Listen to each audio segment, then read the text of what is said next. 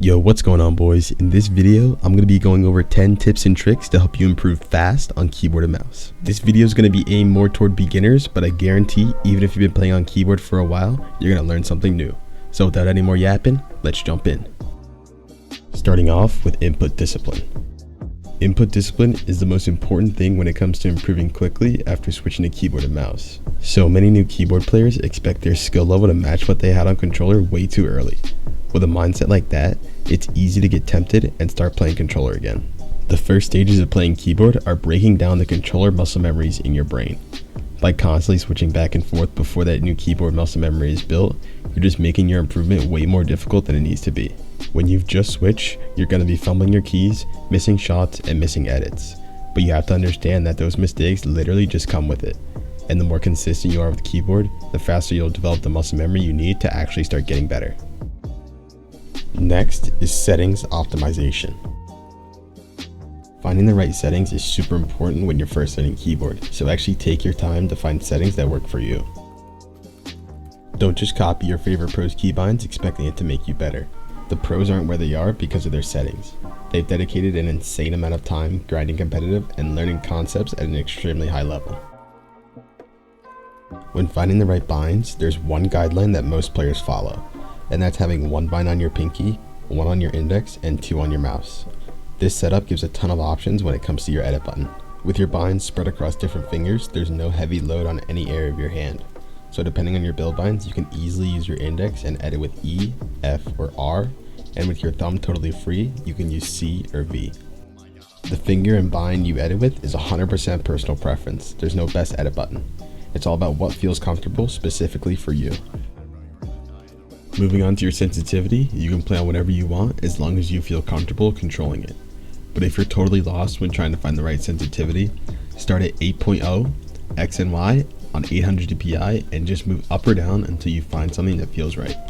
Use your best judgment and find what works. Next is free building. When you're learning keyboard, spending a good amount of quality time free building is super beneficial. A lot of people just mindlessly build without any sort of structure or goals in mind. But if you actually want to start getting comfortable on keyboard, you have to focus heavily on control and consistency. Every time you hop on the game to free build, try to actively hone in on the areas you struggle with. If you only practice what's easy and refuse to challenge yourself, you're never going to see the mechanical improvement you're looking for. If you're really having trouble though, try slowing the map down to give yourself more time to press your keys. Now, moving on to your fighting practice. The best way to get used to your utility keybinds like weapon slots, crouch, sprint, and other binds like that is high pressure fighting. In creative, running zone wars is some of the best fighting practice for new keyboard players. This super high pressure environment of 2v2s, 3v3s, and 4v4s is essential for helping you think on your feet and turn your decisions into fast reactions. You need to be punished for mistakes if you want to improve. A stressful environment is going to constantly punish and force you to improve.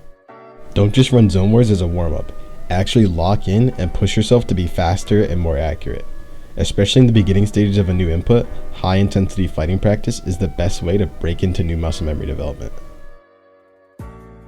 You should be fighting against good players every single day while you're trying to develop better skills on keyboard. Next is shotgun training. Every day you have to be working on your shotgun aim. With shotguns playing such a huge part in Fortnite, you have no choice when it comes to being able to hit good shots. A lot of beginner keyboard players really struggle when it comes to aiming, but repetitive and specified practice is essential. Most people believe that your aim will get good just by fighting. It's definitely true your aim is going to pick up and get better, but you're never going to develop elite level shotgun aim like the pros. If you don't train, you're severely limiting how good your shotgun aim can really get. This shotgun aim scenario in Raiders Mechanics Map V4 is really good for helping you develop your aim. Try to react to the bot's movement and hit all your pellets. Even though I'm not new on keyboard, I still use this scenario at least 5 times a week. Hitting hard shots is going to separate you from other players and highly reward you as you continue to get better on keyboard. Now onto edit practice, and by edit practice I don't mean standard edit practice maps. Those are super outdated and they're really only useful if you're trying to learn how to play with edit on release off. Raiders map has edit tunnels that are perfect for beginners. You can change the speed if you need, but these drills are going to help you learn sequences that you can actually use in your fights. Since the open space is in a tunnel, it forces you to fill up that space and edit through the builds you place. In the earlier stages of keyboard, this is super difficult since this forces you to combine movement and build binds, but with consistent practice in these edit drills, you'll notice crazy improvements when it comes to the consistency of your edits. Even if you're more advanced but still have a bit of choppiness in your building, use these drills in Raiders map. Some of the main things to focus on here are limiting your edit mistakes and practicing at a pace that's quick enough to actually challenge you. Next is crosshair control training. Crosshair control or crosshair placement is crucial for new keyboard players. It's really important to develop it sooner rather than later. Run through this scenario and focus on making quick, small, but accurate movements while selecting the tiles to edit. If you're really struggling, just take your time and eventually you'll get to the point where you can run through this scenario with perfect technique. This might seem like a basic exercise, but drills like this are the building blocks for high-level mechanical development on keyboard and mouse. A lot of players see fast mechanics on keyboard and try to replicate it by just moving their mouse faster.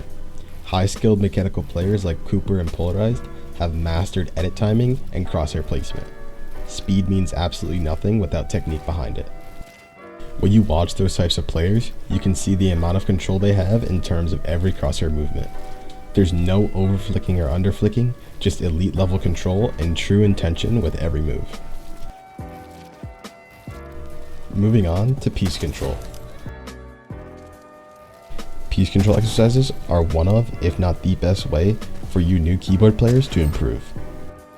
These drills are going to force you to combine everything together.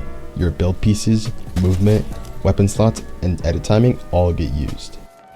With these drills, it's your job to make sure you're making proper peaks and actually trying to place and edit through as many builds as possible to kill the bot.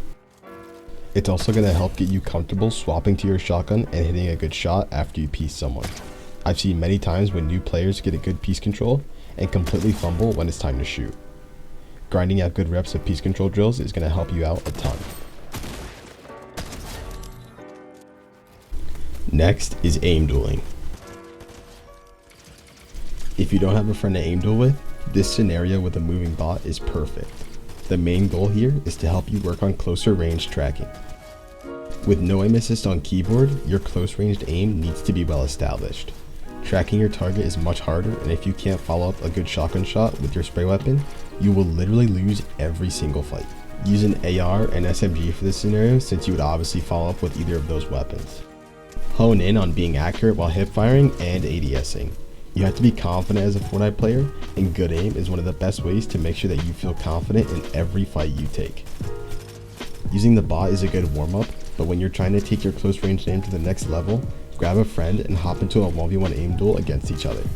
Getting comfortable in the box with another player is extremely valuable when you're trying to get better after switching to keyboard and mouse. Finally is your movement practice. Make sure you copy these movement settings and don't use wooting or keys 2x, since with the chapter 5 movement, it's actually become a disadvantage to use external double movement. Some drills to work on your movement are these infinite 90s without jumping. Once you're comfortable with those, combine it with your sprint each time you place a new ramp. That little sprint makes you so much faster and is going to help you get more comfortable using your movement and build binds together without any problems. The final movement drills are these edit down pre-boxes.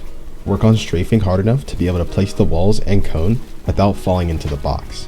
Grinding these out is going to help you combine good movement and good piece control together. If you guys enjoyed this video, make sure you drop a like and a sub. I'll catch you boys in the next one. Peace.